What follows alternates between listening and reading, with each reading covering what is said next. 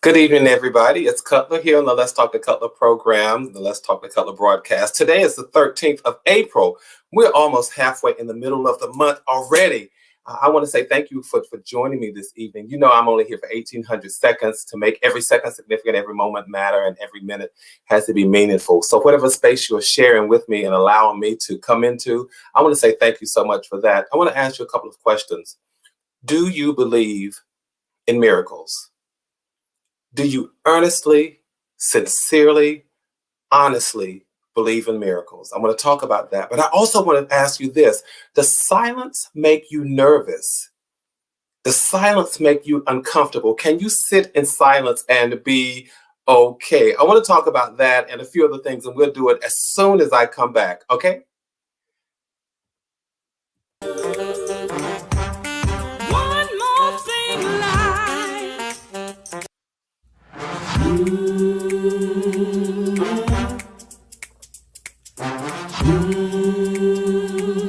Let's talk to God.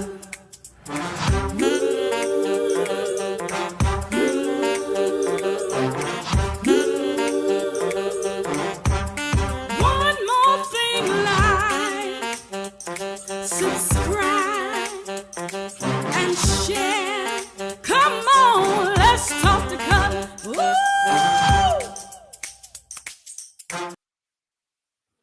Well, good evening, and I am back. Yes, that's right. Let's get ready for the ride. Thank you all for joining me. Let's see. There we go. I'm back. Thank you all so much for joining me. It looks like I was having some technical difficulties there, but again, thank you so much for being with me. It is April the 13th. It's me. I'm here. I'm live. Cutler here on the Let's Talk to Cutler program, the Let's Talk to Cutler broadcast, and I'm only here for 1,800 seconds. So I want to say thank you in advance for those of you who are going to watch, those of you who've been with me. Thank you all so much. You all know we're reading from this book right here, Billboards to Better.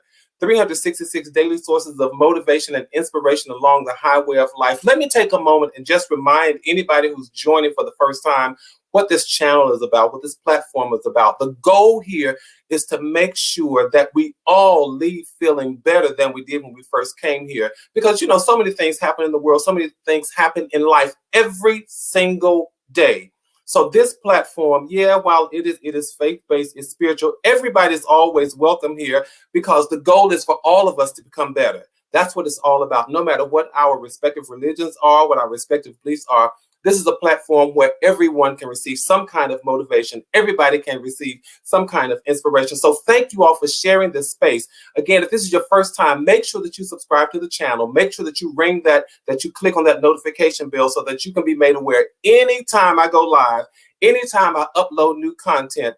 And then let's see, make sure that you share. Make sure that you share the conversation. Why? Because we want more passengers along the highway with us. We want more passengers to hop in this car as we're reading these billboards going down the highway of life and we're becoming better.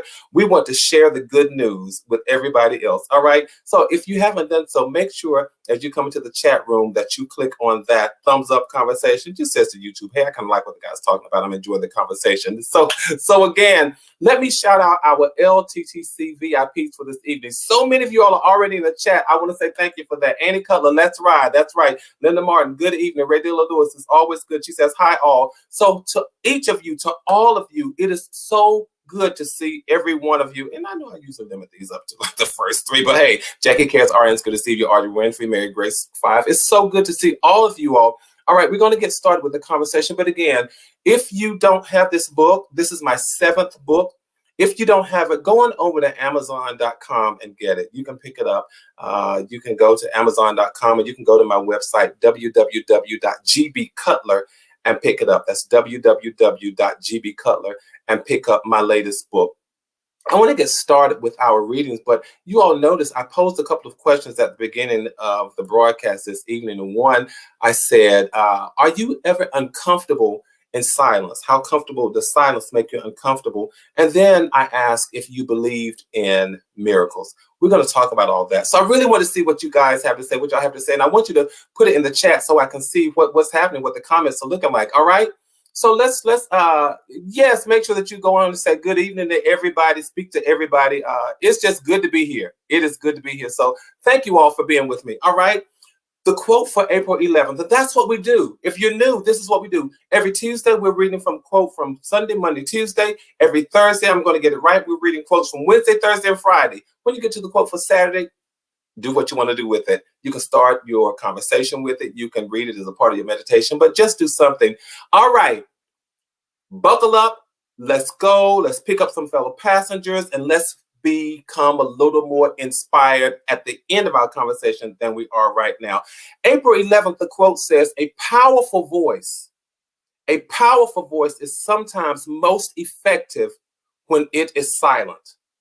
A powerful voice is sometimes most effective when it is silent. My goodness. One of the things that I have come to appreciate more, and I guess I appreciate it more the older I get, is silence. For me, silence feels like silk, or it looks like a very peaceful, very serene, a very still lake. It allows me to focus on what's most important in the moment. And it doesn't offer any distractions or anything that competes for my attention. So I love waking up to a quiet house. I love going to sleep in a quiet house, in a quiet space. And I'm not one of those persons who needs background noise or ambient noise during the day. I don't need noise as a way of falling asleep. And I know a lot of people, one of my brothers, I think maybe, at least one of my brothers has to turn the TV on in order to go to sleep at night. I want to know if that's you. So do you have to have noise on when you go to sleep? I'm just curious. Some people leave the TV on. If that's you, please put it in the chat so we can see, just sort of take a survey and a poll and see how many of you need the TV or something on in order to go to sleep at night. All right. But I'm not one of those people. I love silence because for me, it creates this canvas.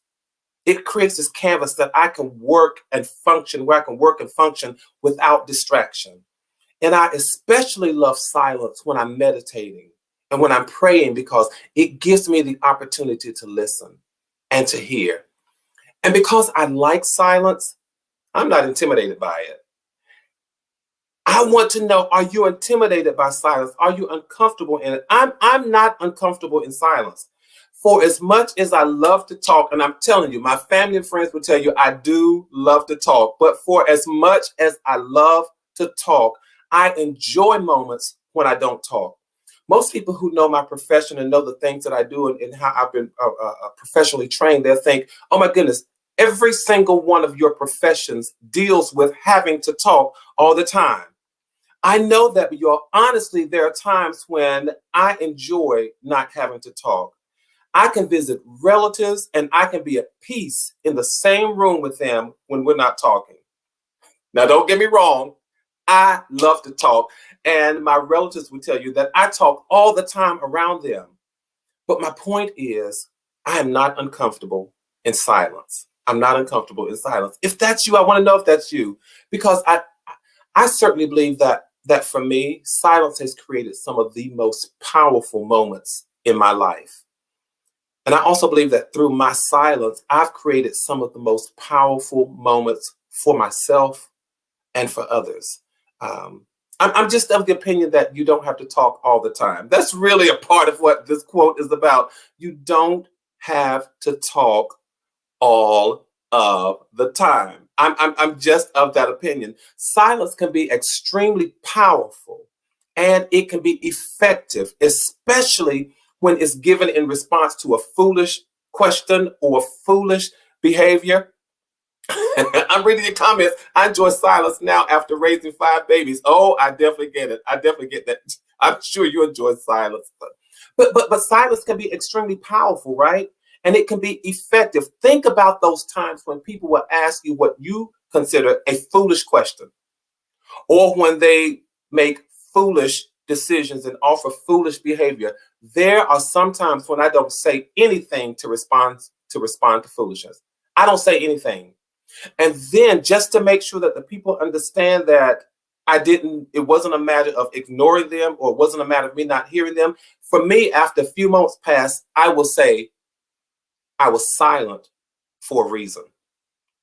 And some of my nephews and nieces, and you all, if you've been here for a while, I have about 25 nieces and nephews, considering all the great nieces and nephews. They will tell you that They would tell you, they know this, that the time to worry about me, it's not when I'm talking, but when I am strategically and purposefully silent.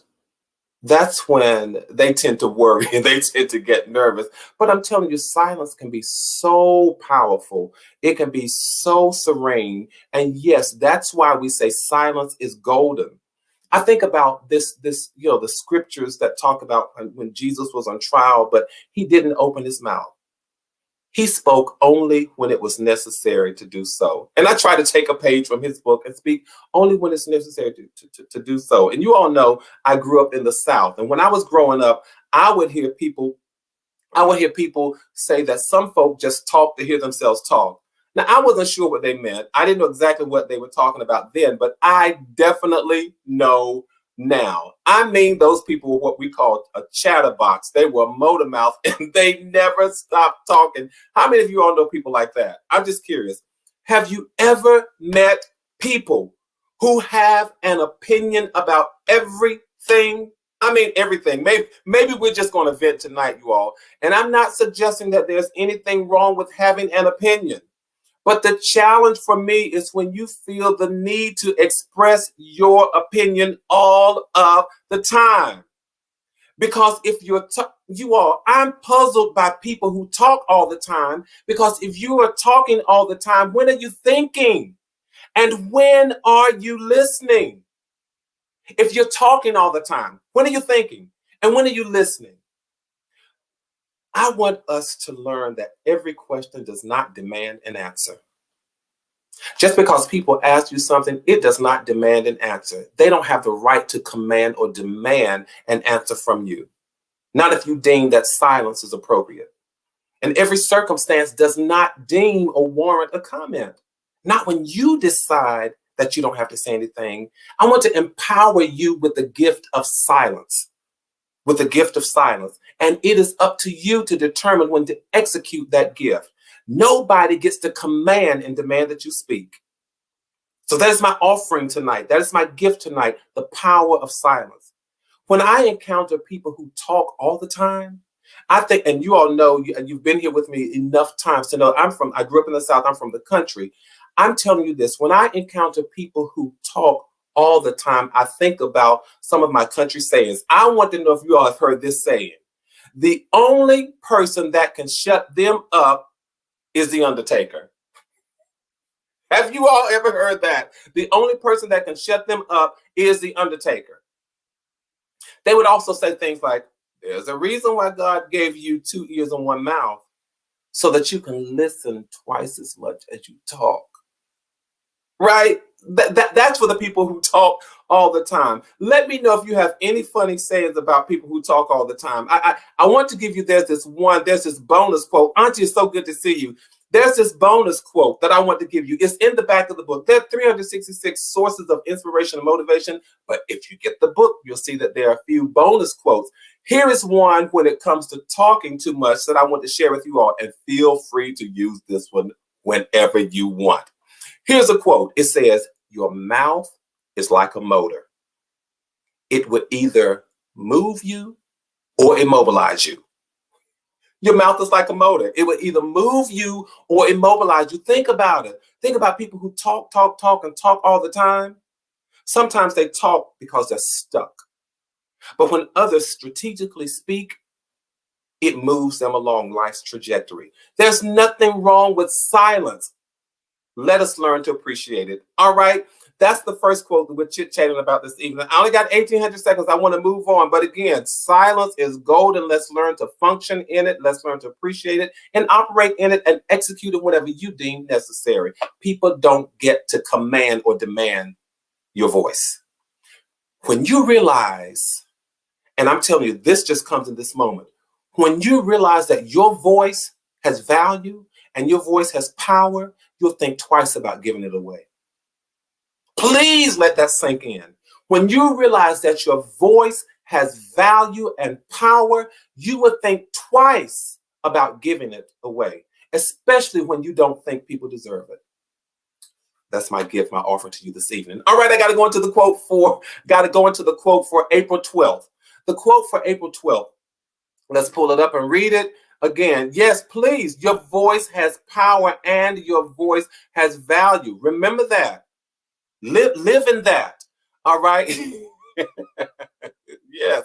So the next quote is somehow aligned to that one. It says, your mouth and your life should speak the same language. Your mouth and your life should speak the same language. And let me tell you where I was coming from when I wrote that. So I'll give you the little anecdote at the bottom of the quote. Here's what it says. Sometimes our mouth will lead people to God. Oh my. But our lives will lead people from God. Could it be that people don't believe in God and trust God because of the version of God that they see in us?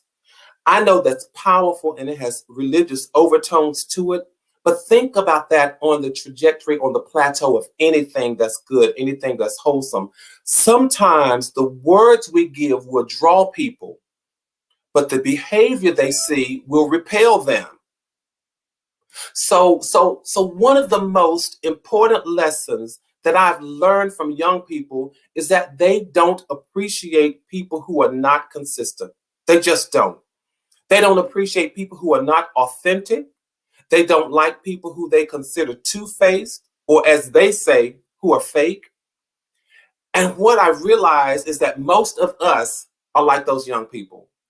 We appreciate people who strike who strike some what I call congruence between their words and their behavior. They do what they say, and they say what they do. And this is not a political platform by any stretch of the imagination. This is not a political forum. But I think that one of the challenging things about politics is that we often hear one thing and we see something else. And what we look for, what we long for, what we hope for, and what we want is consistency. So this quote is a reminder to us to be who and what we say. Because when we present, you all, when we present different versions of ourselves, guess what? We give people an opportunity to reject us twice. Wow.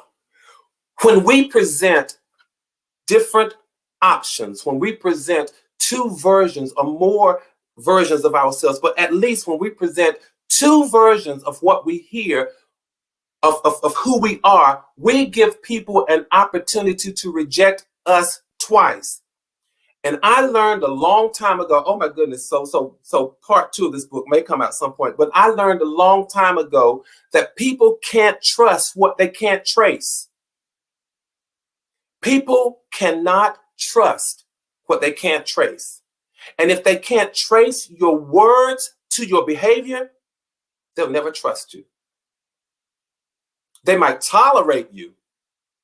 They might interact with you. They might even converse with you. But if you were to ask them if they trusted you, most of the time, if they said yes, they'd be lying. I love it. You're absolutely right. I love the quote that I can't hear what you're saying for seeing what you're doing. I love that quote. Our actions and words have to be congruent. They have to be parallel. They have to be on the same path. One of the reasons why relationships fail, and I'm talking about all kinds of relationships, be they personal relationships, relationships of friends, relationships of business types, is because there is no consistency between words and actions. There's no consistency between promise and performance. You want to watch something crumble? Let there be a disconnect between words and deeds, words and action, promise and performance. In the world of contracts, a contract will fail every time and people will be sued for breach whenever the promise doesn't match the performance. Have you ever, I'm thinking of all these things, you all, have you ever gravitated to someone because of what they said? I mean, they were really charismatic and you were into the conversation and you enjoyed what they had to say. But when you got in their presence, when you got in their company, you did a 180 and made a quick exit because their actions, their behavior, their deeds didn't match the words. There's a reason. There's a reason why people say things like, I can show you better than I can tell you. And why do they say that? Because my words might fail me.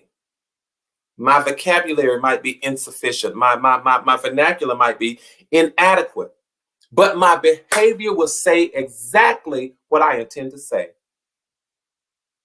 So what is my inspirational, motivational moment for us tonight? Let's not be the kind of people where we can't track, or where people can't trace our words to our deeds. Let's not be the kind of people who attract people with our words, but then we repel them with our inconsistent actions. No, not us. Let that not be named among us. One of the characteristics, I'm telling you about, one of the characteristics that I hope to attain more than some is simply to be consistent. Simply, I just want to be consistent, because when you're inconsistent, you all, you look like somebody on a seesaw going up and down, and people get dizzy when they're looking at you. And after a while, they won't look your way at all. They just won't look your way at all. So the quote for April 12th challenges and motivates and inspires us to be consistent. And then here's something else that I want to give you. Exercise your power to say, leave me alone. That's my offering. That's my gift to us tonight. When people are inconsistent and they almost demand that you entertain them, exercise the power of saying, leave me alone. Because if you start building and putting inconsistent bricks on this foundation, you all know I'm going back to that foundation. If you start putting inconsistent bricks on the foundation of a house that I'm trying to build, my house will come crumbling down because of what you brought. You don't get to do that. No, sir, no, ma'am. All right, let's go on to the quote for April 13th. Let's go to our quote for April 13th. And again, if you're just joining the conversation, I want to say thank you for joining me this evening. If you haven't done so, please make sure that you subscribe to my channel. And if you're looking for the book that we're talking about, it's this one right here.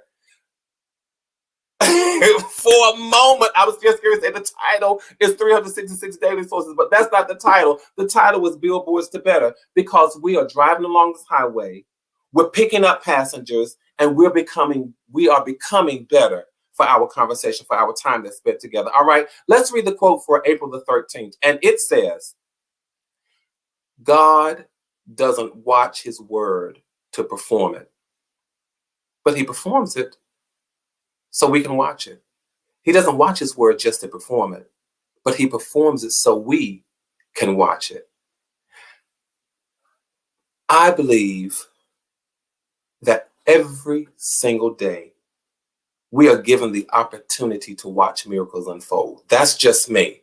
So that is why at the beginning of our dialogue this evening, I asked you if you believed in miracles, if you earnestly, honestly, truly believe in miracles, because I do. I really do believe in miracles. This quote reminds me of how we get a chance to observe the beauty and the majesty and the splendor of creation every single day. We get a chance to look at rainbows. We get a chance to go outside and dance in the rain. We get a chance during the wintertime to watch the snow cascade to the ground. We get to listen to rivers roar and babies cry. We get a chance to stand in front of a mirror and behold a miracle every single day. Every single day, we get a chance to stand in front of a mirror and behold a miracle. So many miracles. It's a miracle how the sun rises and how it sets. It's a miracle. It's a miracle how grass grows even after it's been cut down. It's a miracle how birds fly and they don't fall from the sky, even when they stop flapping their wings. That's a miracle to me. I consider it all to be nothing short, nothing less than a miracle. It is a miracle how blood flows through my veins, through the body, taking oxygen with it, and then makes its way back to the heart to be recycled and re-released. That's a miracle, you all. So I want you to see yourselves as a miracle every morning when you get up. It's a miracle, even to me, how mankind could have such vast knowledge that we can create something that can travel 17,000 miles per hour and circle the globe 15 times a day. I'm talking about the International Space Station because some of you may or may not know, but I'm a fan of science and those things and machinery that can orbit and fly around the Earth. The International Space Station, you all, it travels 17,000 miles per hour and it travels around the Earth 15 times a day. Yes, you say that's man-made and you can come up with the logic and the reasoning and all of that, but to have the vast knowledge to create that, that's a miracle. It's a miracle to me how, even looking out at creation, that a tree can grow over 300 feet tall. And mankind, we grow much shorter, but we are considered to be more powerful. That's a miracle to me. It's a miracle. It is a miracle how you can stand in front of a mirror and you try to hold your breath, but when your body commands you to breathe, you've got to breathe whether you want to or not. Look in the mirror. It's a miracle. I've done this. You all know, and I did this recently. That's why I can share this with you. It is a miracle how you can stand in front of a mirror and stop trying to blink your eyes. But you realize you are not as in control as you'd hope to be, because when your body commands that your eyes blink, they're going to blink. That's a miracle. I don't know about you all, but I really do believe in miracles. And because I see miracles every day in creation, that causes me to believe that a miracle could be me, a miracle is me, and a miracle could happen to me every single day. Why? Because I'm a part of creation. And I've said it before, I have a right to be here just like everything and everybody else in creation. And if they can be a miracle, why can't I? I love hearing about miracles. As a matter of fact, I love hearing about miracles from people like the Clark sisters. They remind me that the sky is the limit to what I can have. And what I want you to believe this evening is that you are a miracle and you are an answer to somebody's prayer. And you are a miracle in somebody's life. There was this, I'm getting ready to deviate, you all. There was this song, there was a secular artist in the mid to late 70s who came up with this song. And I know, hang on. And the name of the song was called Sexy Thing. I think the artist was, not Sexual Chocolate, Hot Chocolate. I think the artist was Hot Chocolate. And the song was Sexy Thing. But the words to the song, one of the lines says, I believe in miracles since you came along. Why does that even matter to me? Because as I think every Tuesday and Thursday, when I sit here in front of this screen, when I think about trying to give these 1,800 seconds that are significant and these moments that matter, I think of the words to that song, I believe in miracles since you came along. Each Tuesday and Thursday, when I log in, I believe in miracles because you have come along. So I want to say thank you so much for spending this time, these 1,800 seconds with me. And as I talk about all the miracles that we get, all of the stuff that we see and that we have in life, I want to end this evening's conversation with a poem that I wrote. And I have to admit to you, I'm really trying to find this particular poem. I got it. I'm trying to find this particular poem, and it is in my book that's titled Thoughts Keep Flowing. Because we see miracles every day, I want you to hold on to the fact that you are a miracle. I want you to hold on to the fact that you are a miracle in somebody's life and keep everything that looks like a miracle. So I want to read to you this poem that's titled, Keep Your Stuff. Life gives us stuff like gumballs and snowballs, snowfalls and melts, snowflakes and milkshakes, God knows what else. Attitude and aptitude, altitude goes higher. Runaway, no time to pray, my soul is on fire. Moonbeams and simple things like red, white, and blue. What's on my mind? I've got no time, there's too much left to do. The intensity is killing me, there's music in my head. I can't protest, can't stop to rest, there's too much to be said. Forget the shame, ignore the pain, there is a way to win. Stay in the race, pick up the pace, the crown is at the end. My friends, hold on to your stuff. Thank you for sharing this space with me. Thank you for these 1,800 seconds of sharing. So whatever space you've allowed me to come in, I want to say thank you for that. And I want to remind you that I'm here every Tuesday and Thursday at 8 o'clock, trying to inspire, trying to motivate, trying to get more passengers in this highway as we, in this vehicle, as we are traveling down this highway, reading the billboards, becoming just a little bit better. Until next Tuesday, let's continue to build community. Let's continue to maintain connectivity. Keep your heads up, keep your hopes up, stay safe and stay sane. So from my heart to yours, until the next time we meet together, just know that there is much love. Good night, everybody.